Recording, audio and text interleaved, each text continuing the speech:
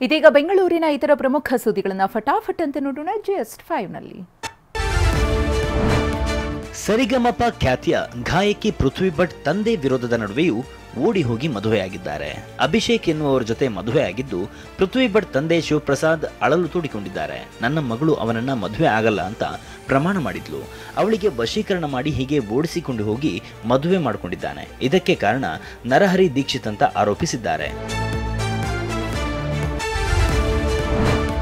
ಜೈಲಿನಿಂದ ಹೊರಬಂದ ಬಳಿಕ ಪತ್ನಿ, ಕುಟುಂಬ, ದೇವಸ್ಥಾನ ಅಂತ ನಟ ದರ್ಶನ್ ಫ್ಯಾಮಿಲಿ ಮ್ಯಾನ್ ಆಗಿದ್ದಾರೆ. ನಟ ದರ್ಶನ್ ಹಾಗೂ ಪತ್ನಿ ವಿಜಯಲಕ್ಷ್ಮಿ ಜೆಸಿ ರಸ್ತೆಯ ಎಡಿಎ ರಂಗಮಂದಿರಕ್ಕೆ ಭೇಟಿ ನೀಡಿದ್ರು. ದರ್ಶನ್ ಮತ್ತು ವಿಜಯಲಕ್ಷ್ಮಿ ದಂಪತಿ ಒಟ್ಟಿಗೆ ಕೂತು ಭರತನಾಟ್ಯ ವೀಕ್ಷಿಸಿದ್ದಾರೆ.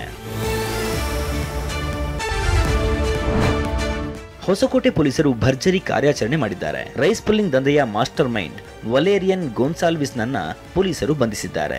ರೈಸ್ ಪುಲ್ಲಿಂಗ್ ದಂಧೆಗೆ ಪುರಾತನ ಕಾಲದ ವಸ್ತುಗಳಲ್ಲಿ ಮ್ಯಾಗ್ನೆಟ್ ಹಾಕಿ ದಂಧೆ ನಡೆಸುತ್ತಿದ್ದ. ಮ್ಯಾಜಿಕ್ ವಿಗ್ರಹ ವಸ್ತುಗಳನ್ನು ಆಂಧ್ರಪ್ರದೇಶ, ತಮಿಳುನಾಡಿಗೆ ಮಾರ್ತಿದ್ದ. ಬಂಧಿತನಿಂದ ನಂದಿ, ವರಾಹಿ ವಿಗ್ರಹ, ಪ್ರಾಚೀನ ವಸ್ತುಗಳನ್ನು ವಶಕ್ಕೆ ಪಡೆಯಲಾಗಿದೆ. ಶಕ್ತಿ ಯೋಜನೆ ಬಂದ ಮೇಲೆ ಬಿಎಂಟಿಸಿಯಲ್ಲಿ ಆದಾಯ ಸೋರಿಕೆ ಆರೋಪ ಕೇಳಿಬಂದಿದೆ.